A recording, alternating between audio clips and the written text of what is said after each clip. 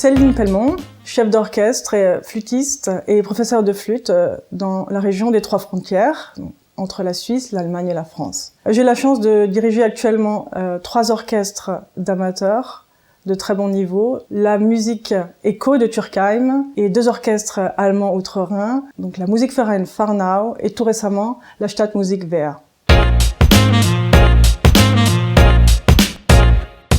En fait, je fais de la musique depuis l'âge de 6 ans. Je suis tombée dedans un petit peu par hasard dans l'école de musique de mon quartier, donc à Mulhouse, à l'école de musique Saint-Joseph. J'ai fait mes études du coup en flûte traversière au conservatoire à Mulhouse. Petit à petit, j'ai pris la direction de l'orchestre des jeunes, puis la direction adjointe, et du coup, j'ai eu ce petit déclic, tout en sachant que c'était difficile de faire son métier. J'avais pas d'exemple pour vraiment dire, voilà, quelqu'un qui travaille, il fait que de la direction. Même si je sentais cette passion-là, de la musique que j'avais, mais c'est un peu nouveau et c'était un petit peu, ça faisait peur, en fait, d'être devant un orchestre.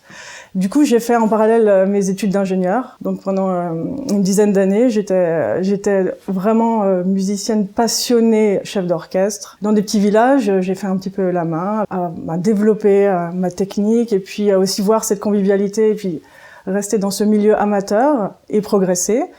Dans des orchestres de village, donc du côté de Sirens. Après, j'ai rencontré le chef Miguel Echegonzelay, qui m'a inspiré, m'a dit voilà, il existe des formations, et j'avais cette envie-là de me professionnaliser. Et puis, je suis partie à la Musique Academy à Bâle, dans la classe de Félix Oswiert, et voilà, ça m'a un petit peu permis de diriger différents orchestres dans différents pays. Pour moi, un chef, ça doit se remettre en question, et donc j'ai fait beaucoup de masterclass, et je suis allée à l'étranger, parce qu'on fait tous le même métier, et voilà, je dis bon, vraiment, c'est ça que je veux faire. Et du coup, j'ai arrêté mes études, ma carrière d'ingénieur, et j'ai pris le choix du cœur, en fait. C'est de diriger des orchestres et partager cette passion-là qui me tient à cœur et dont je suis pleinement satisfaite aujourd'hui, sans aucun regret.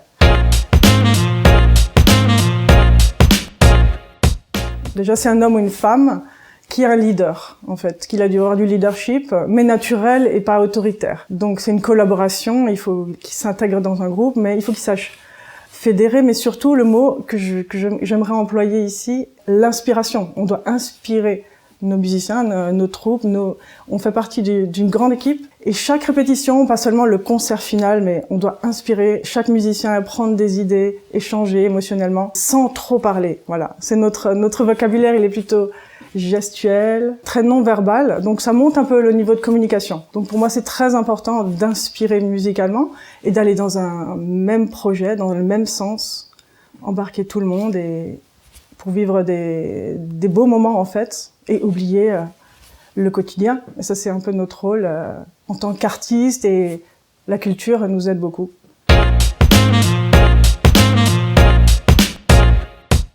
Alors pour les amateurs, moi je fais pas trop de distinction, en fait les attentes sont différentes, peut-être le répertoire, mais je crois qu'il faut juste ne pas oublier. Donc ça c'est ce que j'essaye en tout cas de faire en tant que chef d'orchestre amateur de très bon niveau ou de bon niveau, c'est égal. C'est de pas oublier que c'est un hobby, que c'est vraiment un loisir. C'est le facteur plaisir qui est important. On peut faire de la littérature poussée, mais il faut savoir ne pas oublier nos racines. Je dis toujours en fait il faut avoir un pied dans le passé, c'est-à-dire nos traditions, la musique militaire, nos marches, la musique populaire, et justement un pied dans l'avenir, ou au moins dans le monde contemporain, c'est-à-dire avec l'électronique, les compositeurs actuels. Et ça fait la diversité de l'orchestre d'harmonie. Et en amateur, on peut faire vraiment tout, dans l'exigence bien sûr souhaitée.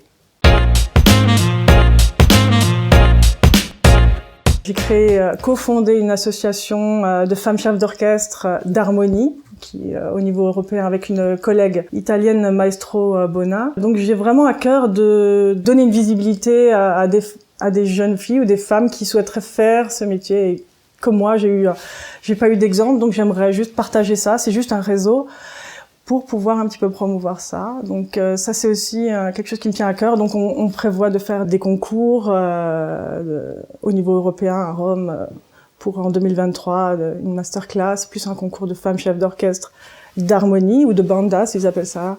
On est ouvert à tout le monde, donc on a aussi des hommes qui nous soutiennent, je le précise, parce que c'est une cause, voilà, qui est un peu pas en vogue, mais je veux dire, c'est pas féministe, mais c'est vraiment pour un peu promouvoir et partager des idées et puis des grands projets et donner envie en fait à la jeune génération de faire ce métier-là, ce qui est pas si évident au départ quand on est musicien ou étudiant.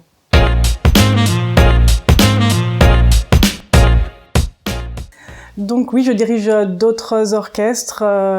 Il faut savoir être polyvalent, donc surtout au niveau de la jeunesse. Je crois que c'est important aussi au niveau pédagogique d'apporter la possibilité de jouer ensemble.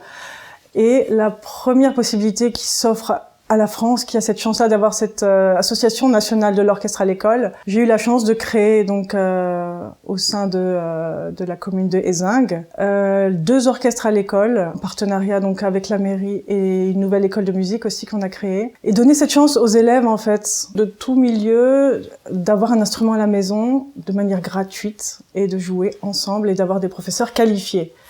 Ça c'est une énorme expérience. Il faut savoir que c'est très sponsorisé et j'invite vraiment à développer ces projets qui sont en Alsace en expansion. C'est vraiment une belle opportunité et ça permet aussi d'avoir un vivier aussi pour nos orchestres d'harmonie et de susciter des vocations. Bien sûr, on n'aura pas tous les musiciens, mais on a cette chance-là et c'est la clé pour les élèves de les faire jouer ensemble tout de suite.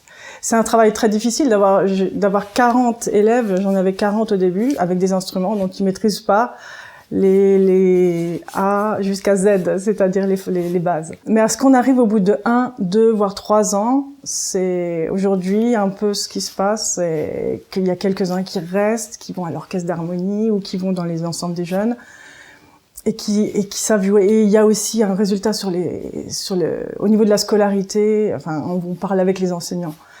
Le challenge, c'est bien sûr le projet, trouver des financements, avoir des partenaires et travailler avec les 3 acteurs. Donc il y a la ville, l'école de musique et puis l'école en tant que soi, de libérer des heures dans les programmes. C'est un projet passionnant, donc moi j'invite vraiment à découvrir ça. Voilà, c'est une chance énorme pour nos enfants.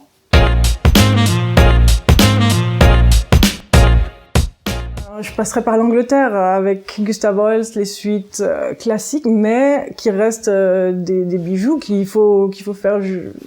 Voilà, toujours il faut revenir sur le répertoire de base qui nous fait plaisir et de les avoir entendus. Voilà, ça fait toujours plaisir. Ou ça peut provoquer aussi. Voilà, il y a des autres couleurs en fait qu'un orchestre symphonique ou qu'un brass band. Du coup, ou passant par Vaughan Williams, aussi très riche, ou David Maslanka, je pourrais aussi des symphonies peut-être moins jouées, mais vraiment très belles. Savoir être curieux, mais au niveau français aussi, on a des belles choses de toutes les époques, entre Berlioz, on a Maxime Olliot, on a des compositeurs locaux, voilà. Donc il faut savoir vraiment être curieux toujours. C'est important.